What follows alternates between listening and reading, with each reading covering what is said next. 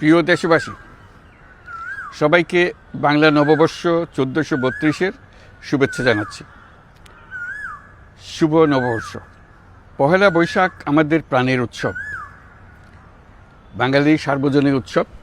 পুরো পৃথিবীতে যেখানে যেখানে বাঙালিরা আছেন, আজ আমাদের সবার আনন্দের দিন, বর্ষবরণের দিন। বাংলা সাল গণনা শুরু হয়েছিল কৃষিকাজের সুবিধার জন্য, ফসলি সন হিসেবে। এখনও এদেশের কৃষকরা বাংলা তারিখের হিসেবেই বীজ বোনেন, ফসল তোলেন। বাংলা নববর্ষের এক অবিচ্ছেদ্য অংশ হালখাতা। এখনকার আধুনিক সময়েও এখনও এই হালখাতার ঐতিহ্যকে ধরে রেখেছেন বাংলাদেশের হাটে বাজারে, শহরে বন্দরে। নববর্ষের বৈশাখী মেলায় বাংলাদেশের জেলায় জেলায় উদ্যোক্তারা সারা দেশে ঐতিহ্যবাহী শীতল পাটি, মাটির হাঁড়ি পাতিল, খেলনা, হাত পাখা ইত্যাদি তৈরি করে নিজেদের সৃজনশীলতাকে তুলে ধরেন এই দিনকে উপলক্ষ করে।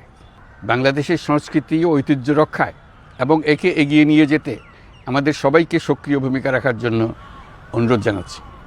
আমাদের এইসব ঐতিহ্য যেন আমাদের নিজেদের মধ্যে সীমাবদ্ধ না থাকে। আমাদের সংস্কৃতি যেন আমরা ছড়িয়ে দিতে পারি বিশ্বের দরবারে। বছরের এই দিনটিতে আমরা সুযোগ পাই আমাদের সুদীর্ঘ ঐতিহ্যকে নতুনভাবে নতুন প্রজন্মের কাছে উৎসবমুখর পরিবেশে তুলে ধরতে এবং পৃথিবীর সামনে তুলে ধরতে।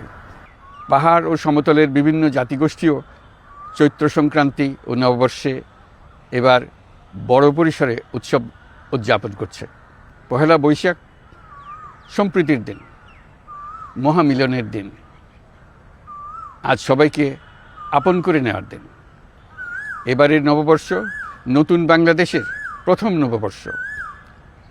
আসুন আমরা বিগত বছরগুলোর গ্লানি, দুঃখ, বেদনা, অসুন্দর ও অশুভকে ভুলে গিয়ে নতুন প্রত্যয়ে, নতুন উদ্যমে সামনের দিকে এগিয়ে চলুন নতুন বাংলাদেশ গড়ে তুলি।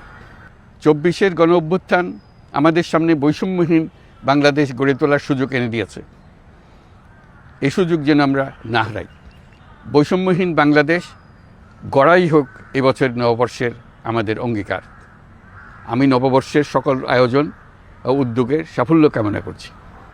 নববর্ষ 1432 আমাদের সবার জন্য শুভদিনের সূচনা করুক। নববর্ষ আমাদের সকলের জন্য নতুন ও গভীর আনন্দের উন্মোচন করুক, এই কামনা করছি। সবাইকে আবারও আমার নববর্ষের শুভেচ্ছা ও সালাম জানাচ্ছি। আসসালামু আলাইকুম। মহান আল্লাহ আমাদের সহায় হন। আল্লাহ হাফেজ।